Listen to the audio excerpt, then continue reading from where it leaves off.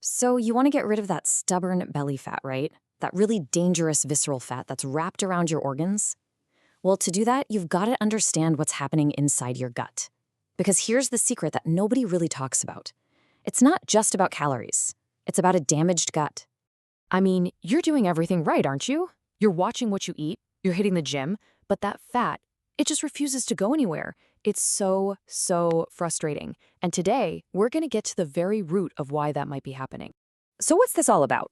Well, the technical term is dysbiosis. Basically, it's a state where your gut is inflamed and your whole internal ecosystem is just out of balance.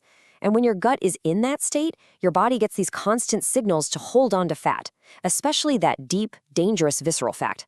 So remember this. To win the battle on the outside, you first have to win the war on the inside. Okay, so how does this dysbiosis even happen? Well, it's usually caused by a few key culprits in our modern diet.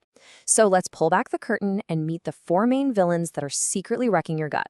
And you're going to be surprised because a lot of them are hiding in plain sight in foods you probably think are actually healthy.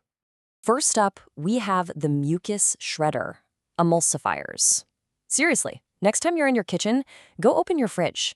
Look at the ingredients on your almond milk, your protein bars, even your light yogurt. You'll probably see names like polysorbate 80 or carboxymethylcellulose.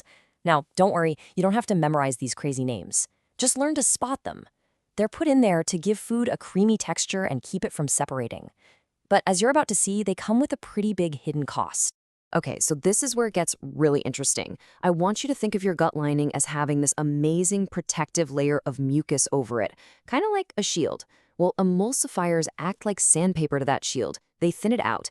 This lets bacteria get way too close to your intestinal wall, and your immune system, of course, sees this as an attack. It responds with inflammation, and you guessed it, that inflammation is a direct signal for your body to store more of that visceral fat. All right, let's move on to villain number 2.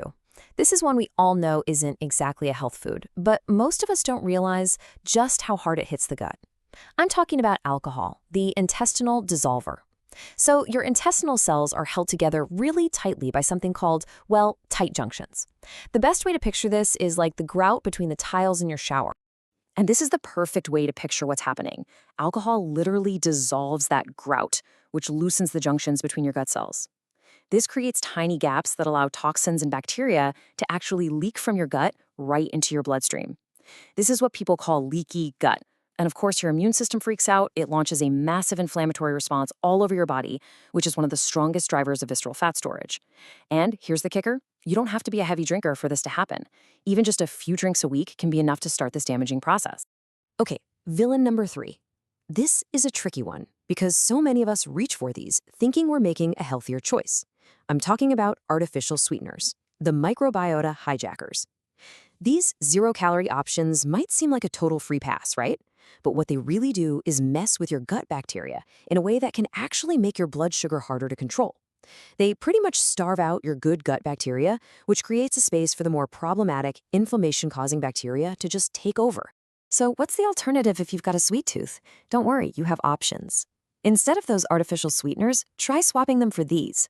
Things like date sugar, monk fruit, or pure green stevia leaf powder. They're much easier on your gut. And just swapping a diet soda for some sparkling water with a squeeze of lemon, that's a fantastic and simple upgrade. And now for our final villain, one that is absolutely everywhere, especially when you eat out: ultra-processed seed oils. I'm talking about canola, soy, and sunflower oil.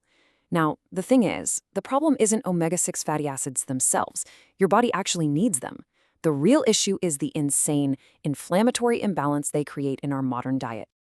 Wow, look at this chart. This really tells the whole story, doesn't it? For most of human history, we ate omega-6 and omega-3 fats in a pretty healthy ratio, around 4-to-1.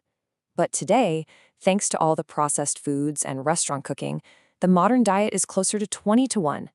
That huge imbalance puts your body in a constant state of inflammation, irritating your gut and telling your body to store more fat. Okay, I know that was a lot of bad news. The villains are everywhere. But, and this is a big but, here's the good part. For every single one of those villains, there's a powerful hero that can fight back. So let's shift gears and assemble your team of allies, the 4 gut heroes that will help you repair the damage and finally start winning this battle. And our first hero is a little different. It's not actually a food, it's a strategy. It's meal spacing. And it's basically your gut's personal cleaning crew. You see, your gut has this amazing built-in cleaning system called the migrating motor complex. You can think of it like a little Roomba for your intestines. But there's a catch. This little cleaning wave only turns on about 90 minutes after you've stopped eating. So think about it. If you're grazing and snacking all day, the kitchen never really closes, and that little Roomba never gets a chance to run. This lets bacteria and food debris just sit around where they shouldn't be. The solution is simple. Give your gut a break. Aim for distinct meals and try to give yourself at least a 12-hour break overnight. All right, on to hero number 2. And this is the absolute favorite food of your good gut bacteria, fiber. Your good microbes just love this stuff. They ferment it and create compounds that heal your gut and lower inflammation. But most of us don't get nearly enough. So here's a great, simple target to aim for, the 3-2-1 rule.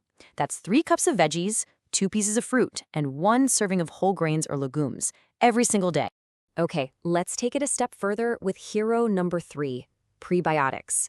Think of these as the VIP meal for your best gut bugs. They're special types of fiber that selectively feed your most beneficial bacteria.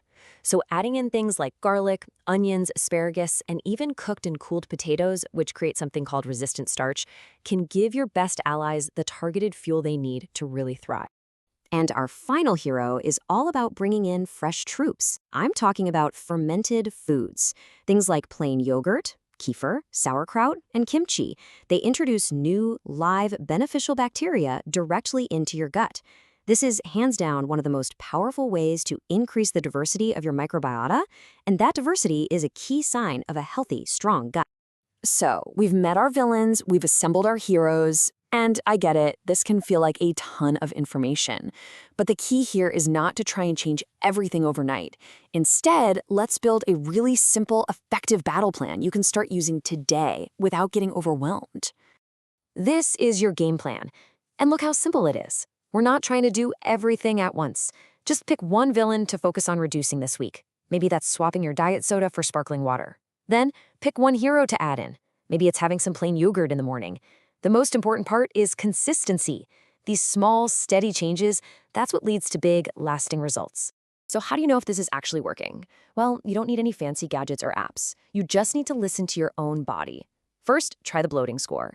Every morning when you wake up, just rate your bloating on a scale of 1 to 5. Write it down.